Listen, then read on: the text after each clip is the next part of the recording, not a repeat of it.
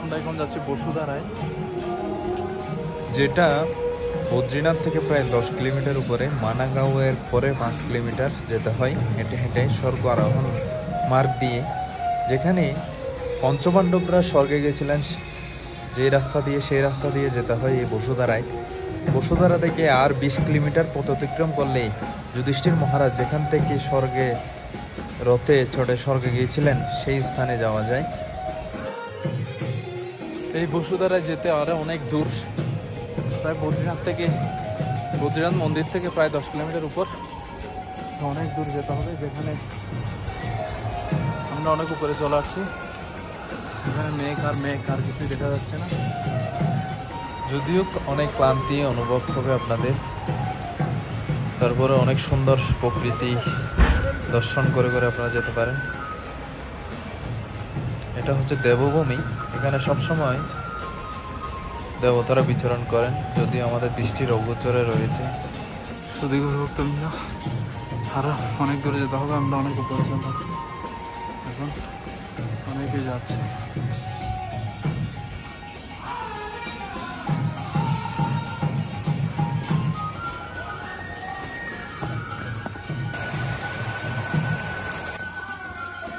তো যাওয়ার সময় ছোট নদী পার করতে হবে আপনাদের,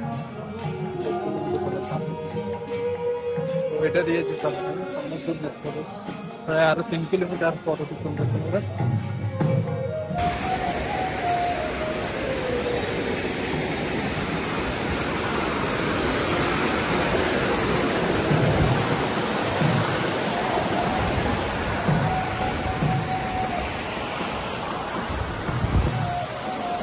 রাস্তার অবস্থা দেখুন, জুতা ছাড়া হাঁটতেও পারবেন না আপনি।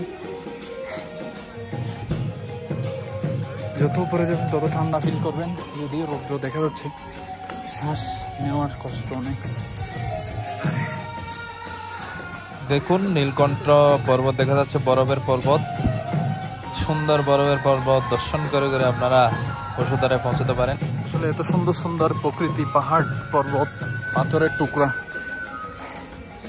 এগুলোর মাঝখান দিয়ে যাওয়া অনেক আনন্দের, সবাই অনেক মজা করে করে আসে। কিন্তু একটা দুঃখের বিষয়, আপনাকে বসতে হবে, পিছনে রয়েছে বরফের ঘাট, সব বরফ।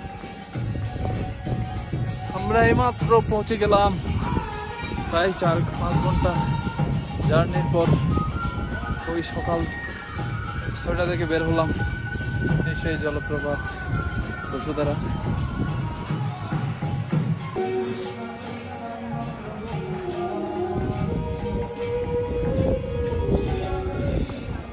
এটা হচ্ছে স্বর্গ আরোহণ পথ। আর মাত্র 20 কিলোমিটার বা 22 কিলোমিটার গেলেই যেখানে যুধিষ্ঠির মহারাজ স্বর্গে গিয়েছিলেন সেই স্থান দর্শন পাওয়া যাবে। এখানে কুবেরের রাজ্য রয়েছে কিছু দূর আগে। যুধিষ্ঠির মহারাজরা ওখান থেকে স্বর্গে গিয়েছিলেন, আর আরও অনেক দূর যেখানে বরফ দেখা যাচ্ছে সেই স্থানে অনেক দূর যেতে হয়, ওখানে অক্সিজেনের সংকট হয়।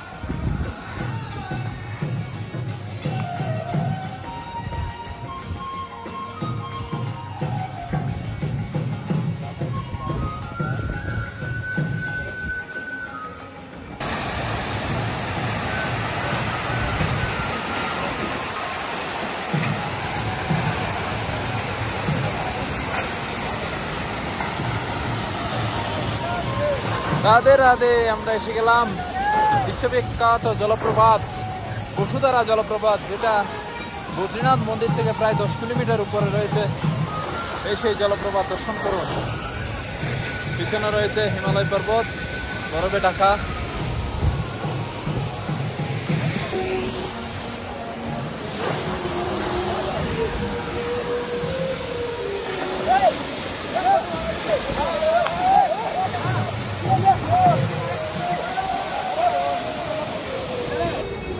গৌরভক্তবৃন্দ, বহুল প্রতীক্ষিত আছে এই বিখ্যাত জলপ্রপাত,